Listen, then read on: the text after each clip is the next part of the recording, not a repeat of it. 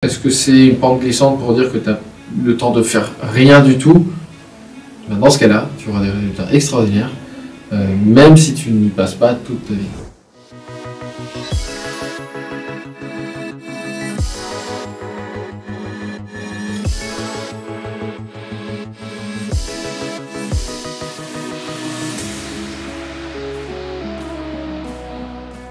Que réponds-tu à quelqu'un qui te dit qu'il n'a pas le temps d'aller en salle de sport? En fait, il y a deux niveaux de réponse à ça. Le premier, c'est de se dire ok, il n'y a pas de souci, en fait, tu n'as pas besoin d'aller en salle de sport si tu veux avoir du résultat.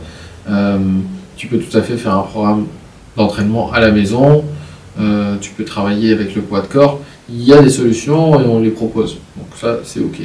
Après, est-ce que c'est une pente glissante pour dire que tu as le temps de faire rien du tout?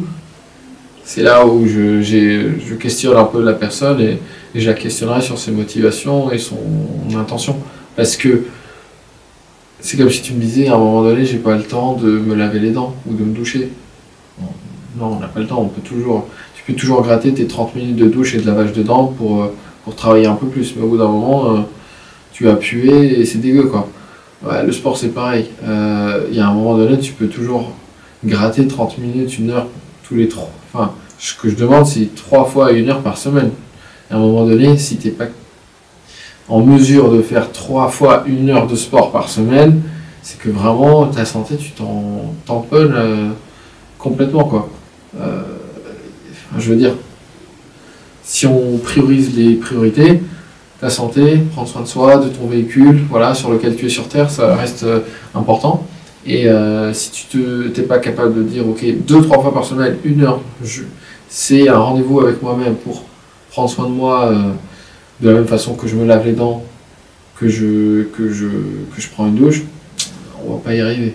En fait, c'est plutôt ça que j'essaie de faire comme transition, c'est de mettre le sport au niveau du lifestyle, au niveau des habitudes bien ancrées qui ne bougent pas et qui sont prioritaires à tout.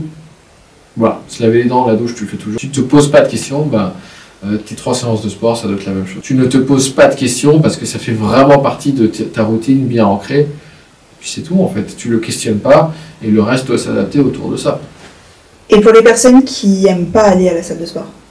En fait, encore une fois, du moment que tu es ok de faire tes 3 séances de sport, tu peux tout à fait les faire à la maison. Donc ça, c'est ok. On peut trouver des solutions pour faire une séance à la maison, au poids de corps.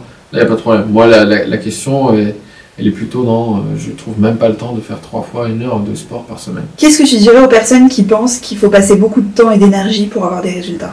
Alors, je pense qu'il faut quand même faire ces 2-3 heures de sport par semaine. Mais je pense pas que tu aies besoin de faire 18 heures par semaine, 5 fois par jour, 3 heures, et se tuer à la salle pour avoir du résultat. Alors tu seras peut-être pas athlète olympique, mais tu vas avoir du résultat. Parce que le résultat, il vient surtout de la constance sur la durée, et deuxièmement, de la méthode.